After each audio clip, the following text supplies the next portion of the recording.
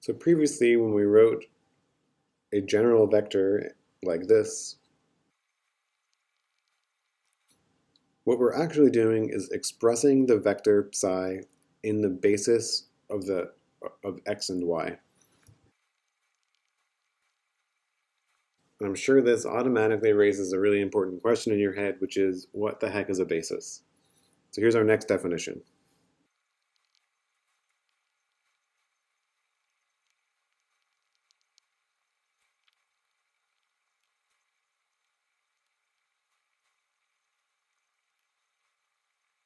So the definition reads, a collection of vectors that we're going to write as b for basis with a subscript denoting the number, so b1, b2, etc.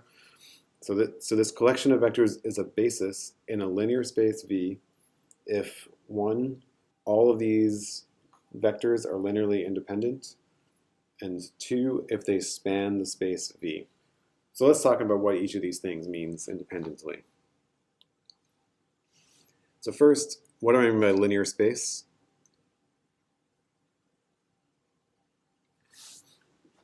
So a linear space is basically just a collection of all of the different things that you could write in some category of numbers. So for example, if the linear space is, okay, so for example, the linear space of 2D vectors is every possible two-dimensional vector you can imagine writing down. Okay, so next, what does it mean to be linearly independent?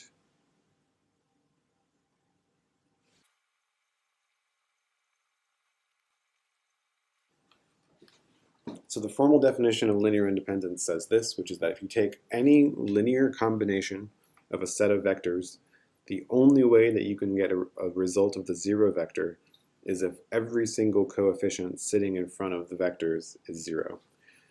In this definition, what we're saying is that if for a given set of vectors, it was possible to have some combination of the vectors so that when you add them all up, you get zero, even though at least one of these coefficients is not zero, then it is linearly dependent. Okay, so the way you can think about this is basically that all of the vectors that make up a basis have to be pointing in different directions. But the idea of pointing is more complicated when you deal with something like functions, right? And so this is a formalized way to think about this. All right, and then the last piece that's probably very confusing is, do the vectors span the space of V? And really what this is asking is, so the formal definition for this is that for absolutely any ket psi, there exists a unique set of coefficients, which is the collection of all of these c's, so that if you take a linear combination of the basis with all of these coefficients, you will get exactly this ket.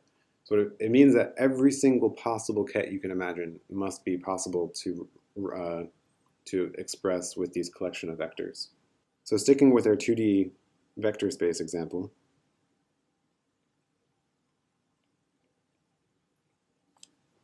right? So the collection of the x and y vectors are linearly independent because there is no possible way to add something that points in the x direction to something that points in the y direction to get a zero vector, right? So these are orthogonal vectors, they're pointing in different directions.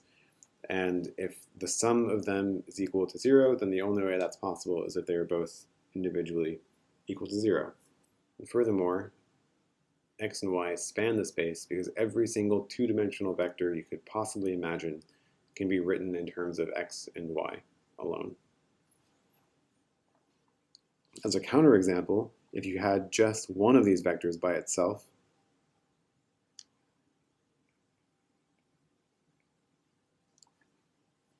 okay, so this is still linearly independent because the only way that you can, or the only sum of the x vector that gives you a zero is if you put the zero coefficient in front of x.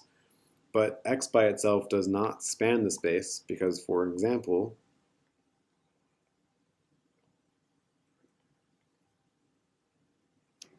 with only the x vector, you could never specify this vector, right? So it does not span. So in fact, the x and y vectors are a special type of basis that we will use a lot in this class, and so it's worth introducing it explicitly.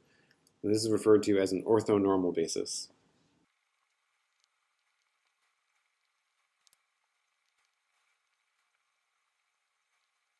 where this delta here is referred to as the Kronecker delta.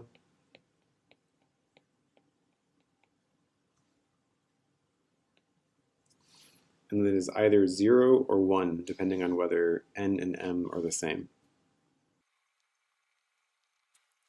This ends up greatly simplifying a lot of different calculations that we try to do.